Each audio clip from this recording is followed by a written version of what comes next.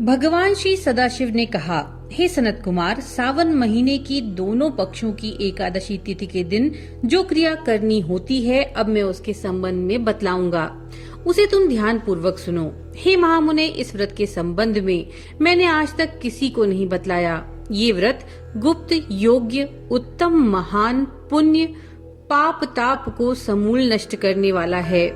मनुष्यों को मनवांछित फल की प्राप्ति होती है। श्रावण मास में किए गए पापों का नाश करने वाला और सब व्रतों में उत्तम ये पवित्र एकादशी का व्रत है।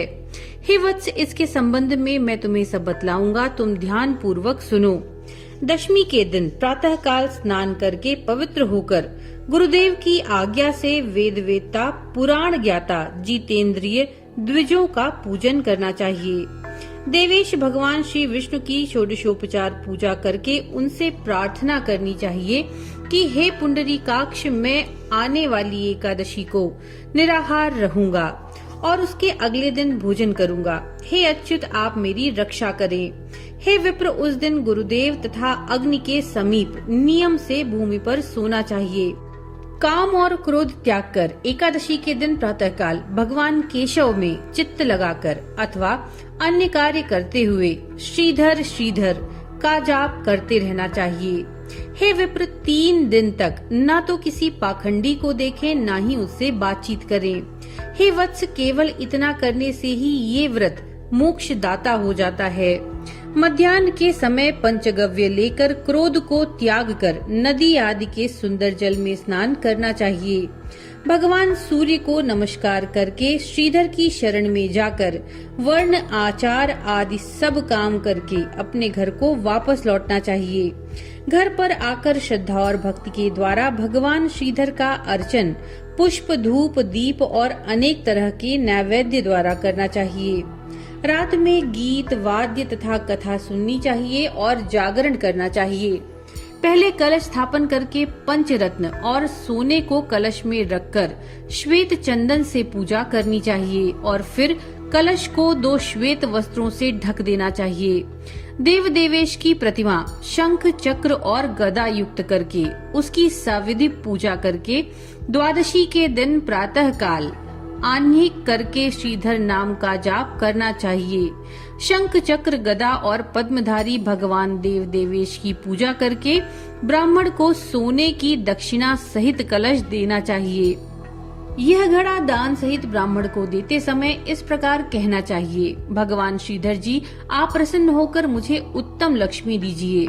यूँ कहकर जगतगुरु श्रीधर का अर्चन करके श्रेष्ठ द्विजों को भोजन करवाकर अपनी शक्ति के अनुसार दक्षिणा देनी चाहिए। अपने नौकर चाकरों को भोजन करवा के गौ को चारा डालना चाहिए। स्वयं अपने सगे संबंधियों, घर के सदस्यों और इष्ट मित्रों के साथ भोजन करना चाहिए। वत्स, मैंने तुम्हें शुक्ल पक्ष एकादशी तिथि का उत्तम विधान बताया, इसी तरह कृष्ण पक्ष की एकादशी के दिन भी करें। शुक्ल पक्ष और कृष्ण पक्ष की तिथि के दोनों व्रतों का विधान समान है, केवल इनमें नाम का ही भेद है। कृष्ण पक्ष में भगवान से यूँ प्रार्थना करें, भगवान जनार्दन प्रसन्न हो और उत्तम लक्ष्मी दे मुझे। शुक्ल पक्ष में श्रीधर और कृष्ण पक्ष में भगवान जनार्दन कहे गए हैं। ये मैंने दोनों ही व्रतों का विधान तुमसे कहा। हे तात, इस व्रत के तुल्य न कोई व्रत हुआ है और न ही आगे होगा। मनुष्य को इसे गुप्त रखना चाहिए और किसी दुष्ट प्रकृति वाले से नहीं कहना चाहिए। भगवान सदाशिव ने श्री सनत कुमार से कहा, द्वादशी के दिन भगवान विष्णु के निमित्त पवित्रारोपण के संबंध में तुम्हें बतलाऊंगा। देवी, पवित्रारोपण में मैं तुम्हें विधान के संबंध में बतला चुका हूँ। अब श्री विष्णु पवित्रारोपण की विशेष विधि बताऊंगा, तुम ध्यान पूर्वक सुनो। हे तात, इसका अधिकारी कौन है ये जान लेना भी आवश्यक है। ब्राह्मण, क्षत्रिय, वैश्य, स्त्री, शूद्र और सर्वधर्म स्थित जनों को भक्ति द्वारा पवित्रारोपण करना चाहिए।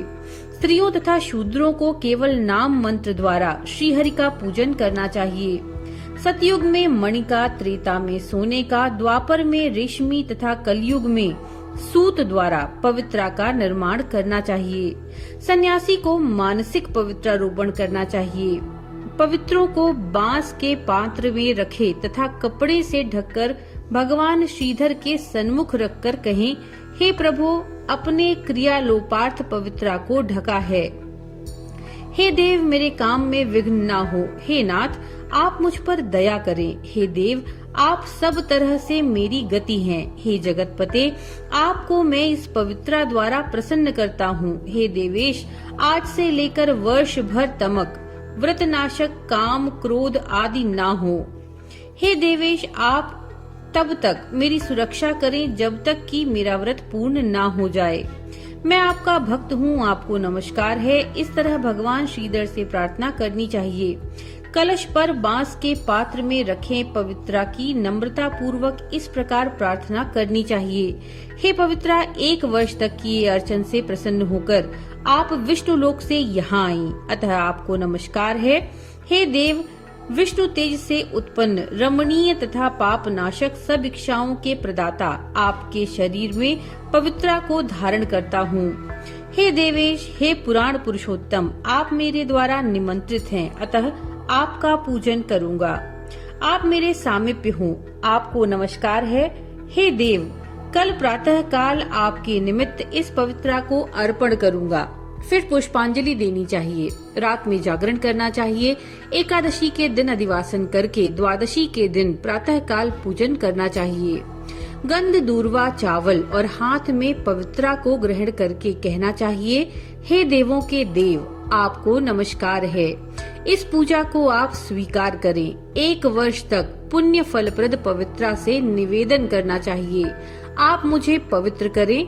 हे देव, मैंने आज तक जो पाप किया है, आपके सुप्रसाद द्वारा मैं उन पापों से मुक्त हूँ।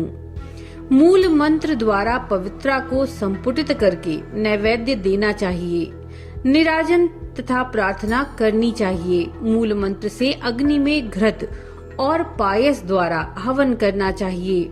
इसी मंत्र द्वारा पवित्रा का विसर्जन करना चाहिए। हे पवित्रे, 1 वर्ष किए मेरे पूजन को सविधि परिपूर्ण करें। हे पवित्रे, विसर्जित हो विष्णु लोक जाएं। यो कहकर ब्राह्मण को दे देना चाहिए या जल में डाल देना चाहिए। हे वत्स, मैंने तुमसे भगवान विष्णु की पवित्रारोपण की विधि कही है।